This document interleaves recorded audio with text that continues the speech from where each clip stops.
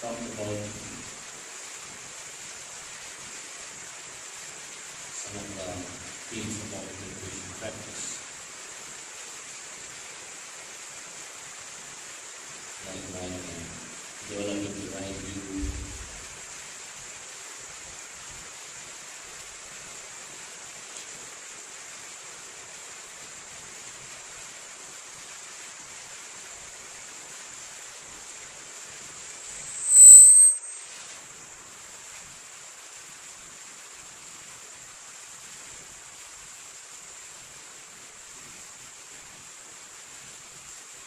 developing the right view, right understanding, right intention. Another very important aspect is right effort. So we said earlier that when we say meditation, we use the word bhavana.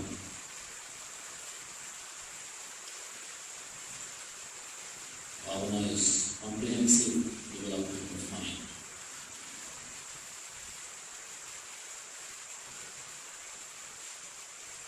And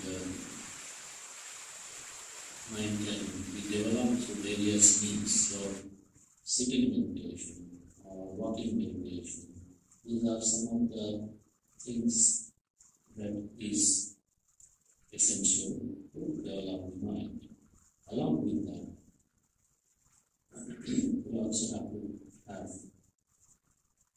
right mindfulness in our daily life. We have also talked some of the things regarding right mindfulness. Right mindfulness allows us to see the things as they really are.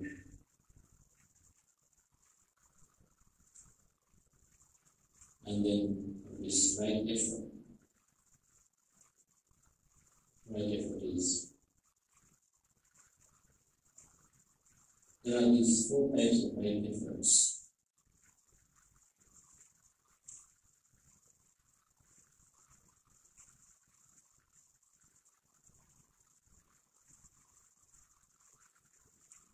So if we have to develop our mind, if we have to let go of the unwholesome tendencies, develop the wholesome things, if we have to reduce the intensity of our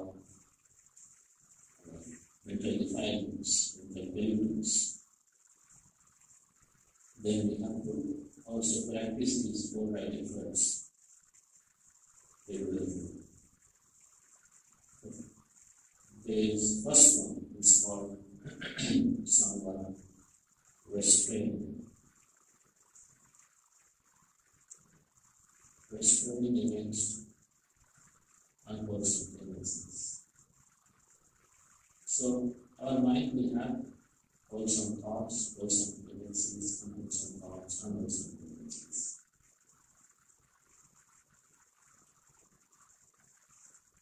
And all the time wholesome thoughts will not come, all the time unwholesome thoughts also will not come.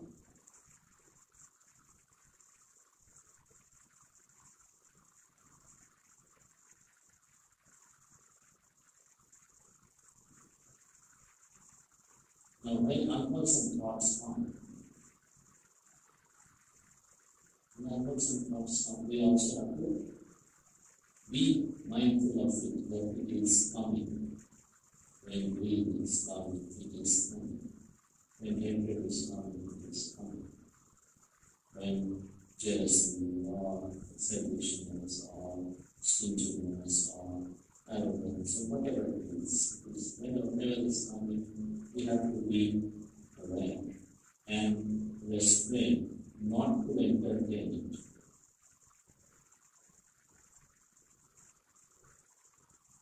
As you are talking yesterday, when greed and anger comes in, people, when anger is coming, people don't stop it there, people don't restrain. They tend to get angry, but they don't use it.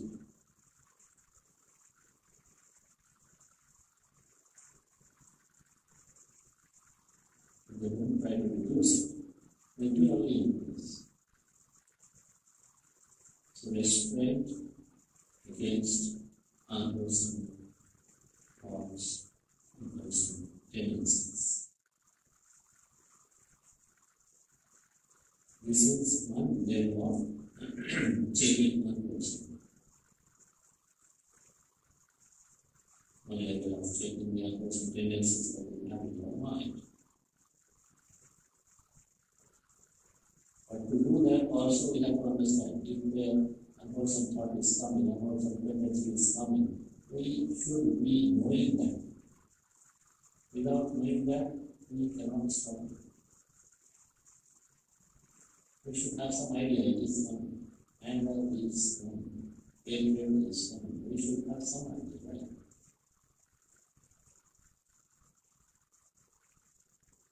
So if we know that, then it is easier for us.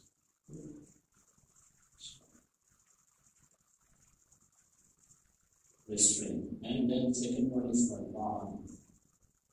Abandoning. Abandoning of the unwholesome tendencies. For example, you are able to stop before it comes, then it is good. But sometimes you are not able to stop them before it comes. Sometimes the one you are able to stop the anger before it becomes strong. But sometimes you are not mindful enough or anger becomes strong.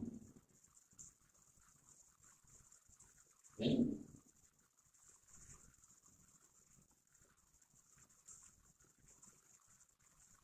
that's the next step.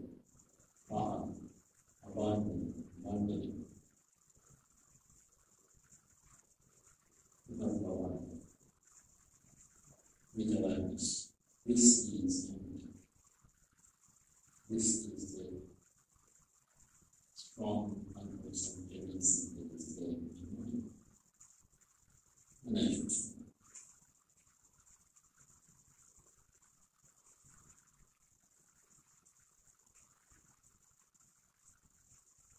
but this also we need to have some mindfulness. Because the tendency of the mind is when the dream comes, when the anger comes, there is identification with I-ness. When you are greedy about something, you say I want it. So I is mixed with greediness. So there is no distinction. Greediness is one state of mind, just one state of mind. One mental state. I is a concept. They are not same. One does not exist. One exists, but it is just a temporary phenomenon. I does not exist. Greediness exists. Greed exists. But greed exists as a temporary mental phenomenon. But then, when greed comes, I want these. When greed comes, then this concept and temporary phenomena all mixed up. I want this, I like this, I have to get it. Then They're not nice. Automatically people will do that. Then they can't stop. Then they will not be able to stop.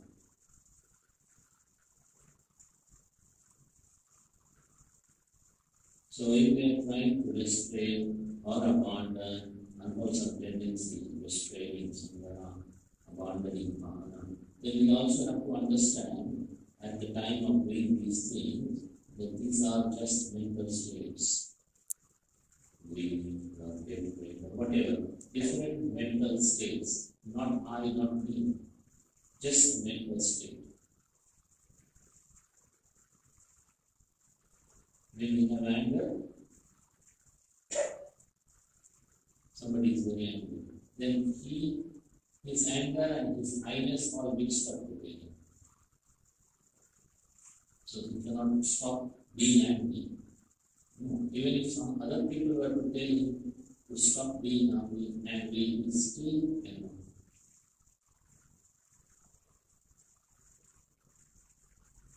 Because there is no separation. This is me, this is my anger, therefore I am entitled to it.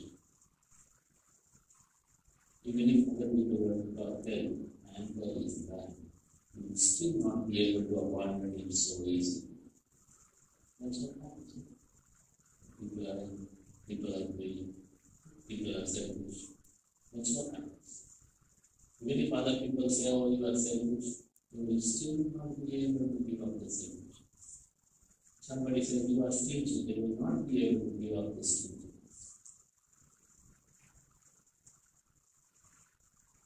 That's not it works. Because it is all mixed up, the ideas. So for right efforts, when we do restraining, abandoning, restraining and abandoning the unwholesome things,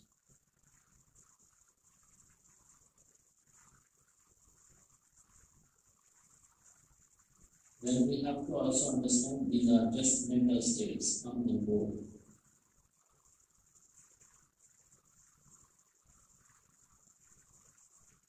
If we take it as I, me, mine, then we will take it seriously, very seriously. Our nature is like this. If it is mine, I have to take it seriously. If it is not mine, I will not take it seriously. So, the thing is, we have to understand this is one mental state. Whatever comes, whatever unwholesome comes, just mental states. So, in that case, we will not take it so seriously. Or even if we forget for a few seconds, we will be able to remember, okay, nothing to take it so seriously, nothing to be so obsessed with.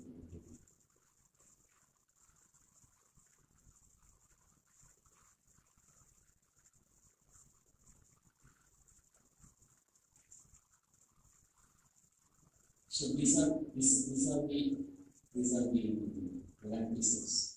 When you do it many times, then you have more expertise. If you give up the unwholesome many times, you have more expertise in giving it. Even if you forget it, you will be able to remember it soon. But if you don't do it at all, then you have no expertise to manage the unwholesome thoughts, unwholesome feelings. Then it is very difficult. Even one time it comes in our knowledge. Even a small one comes in our knowledge. But if you do it daily, then you are better equipped because you have a sense of wisdom. You know, this is just another thing, another thought, another mental state. That's all.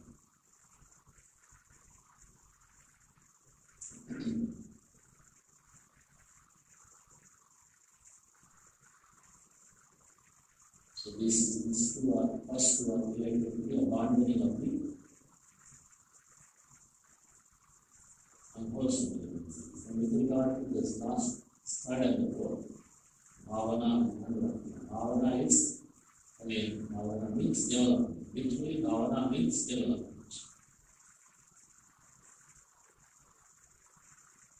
Development of mind.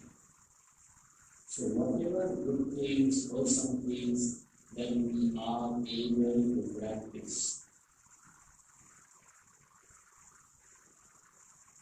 especially the things that are, for example, somebody may be very skillfully managing the dream or training or such things, but they may not be very skillful in managing the hatred or the anger. Everybody has different tendencies. Somebody may be good in managing the hatred and the anger, but may not be very skillful in managing greed, craving, or selfishness. So we have to see ourselves. Whatever wholesome tendencies I have strong, whatever good tendencies I have strong, and whatever good tendencies I am weak. With regard to some good tendencies and wholesome tendencies I am weak. So you have to understand that. We have to be careful of our own nature of our own level of mind. Where my mind is.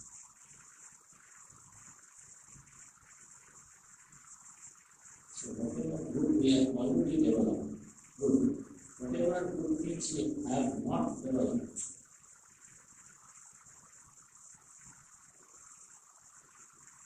if you are generous, if you have developed the habit of generosity, you give freely, openly, again and again, then it is good. But maybe you have a tendency to get angry. So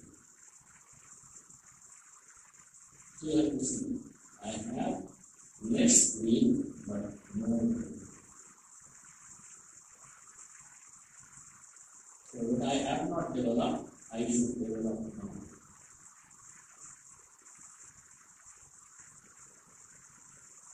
And do it repeatedly. The body exercises like Devaya, Bhavana, like take it to a high level.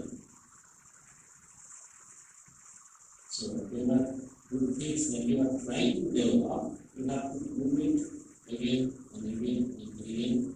Take it to a high level.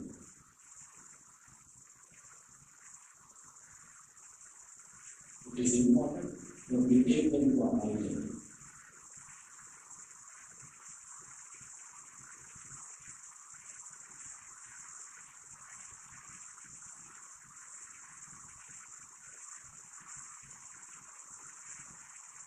So if you take them to a high level, automatically it becomes strong. If you get angry one time, you give up the anger and develop goodwill or loving kindness, and second time you don't do it, you will never become strong. You will never become strong. It will always be weak. So you have to develop this loving kindness and goodwill again and again and again till it becomes strong.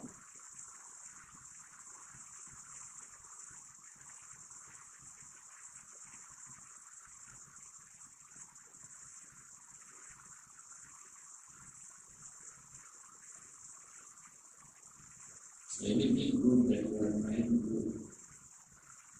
you must do it as many times as possible, so that it gains in strength, it has power.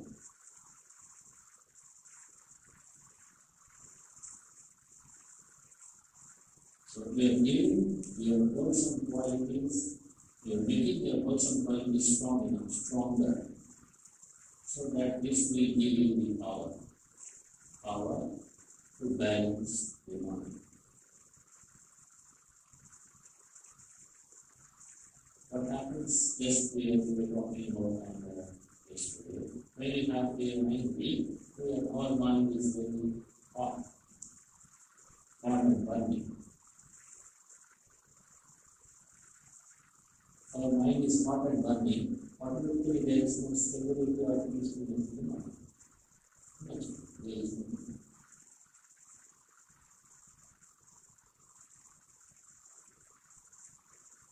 if our mind is goodwill and loving kindness, then our mind is not part of mind.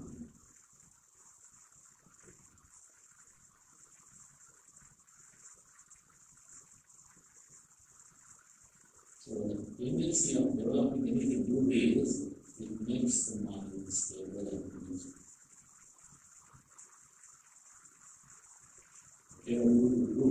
Whatever person being good makes the mind stable and peaceful. Now that you are listening, if you are listening with your full awareness, your complete awareness, fully your mind is immersed into this. Then you not only hear, you also understand. When you understand, at least, if not 100%, 50-60%, 80%. When you understand, then you have wisdom. If you have wisdom, which is also a wholesome quality, then your mind is inclined towards peacefulness. Mind finds peacefulness. Right here, you can check your mind, how it is going. But if you are not listening seriously, or if your mind is scattered, or if you are thinking too many things, and then if once one or two words, they are only going into your mind. So your mind will not have much strength, because it doesn't understand much. When it doesn't understand much, there is not much wisdom. There is not much wisdom, there is not much wisdom.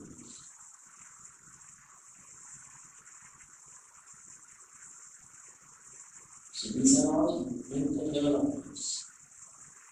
You can see it. These are all mental developments that is given to sort of protect the mind from all sides. And then the fourth one, so the restraining, the wandering with wholesome, developing with wholesome, and also anuragha, protection. Protecting the wholesome quality. Whatever good that you have developed, all good, whatever good quality you already have, you have to protect them. You should not be negligent about it. For example, if you have loving kindness and goodwill towards other living beings, should not be negligent and use it, so that after a long time, if you lose it, then you are more angry.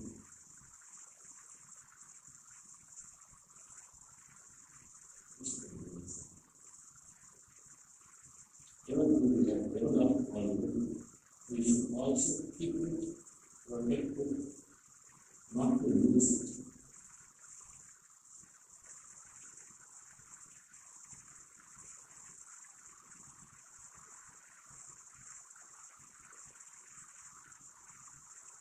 So, development and protection of the wholesome qualities, restraining against and abandoning of the unwholesome qualities. It's a purely mental exercise. Pure mental exercise. But this is what we call the right effort. The right effort which will enhance our practice of meditation or practice of karma. If we do it like this, with mindfulness, with wisdom, and we do, and repeatedly do, you automatically will strengthen the mind.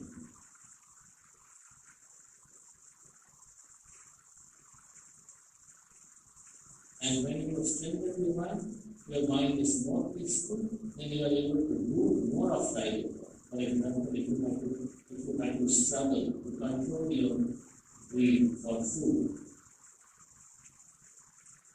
if you have to struggle, you are very all the time thinking what we like this one, this one, thinking like this one. Anybody has a tendency like this. So when they are restraining and not getting so much involved, then they eventually their mind will have more peacefulness, and when their mind will have more peacefulness, they will be able to do it easily without much struggle.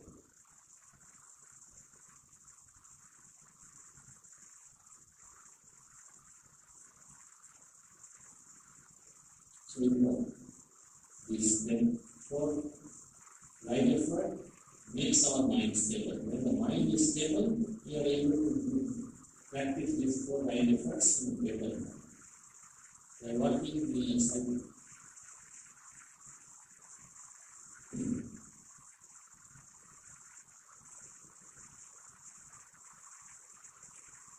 So these 4 right efforts are very much essential for our overall comprehensive mental development, which includes our meditation practice.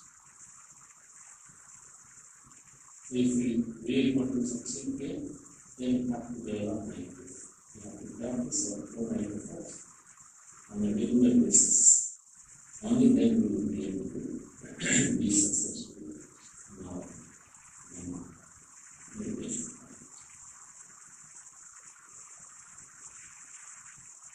So, this much.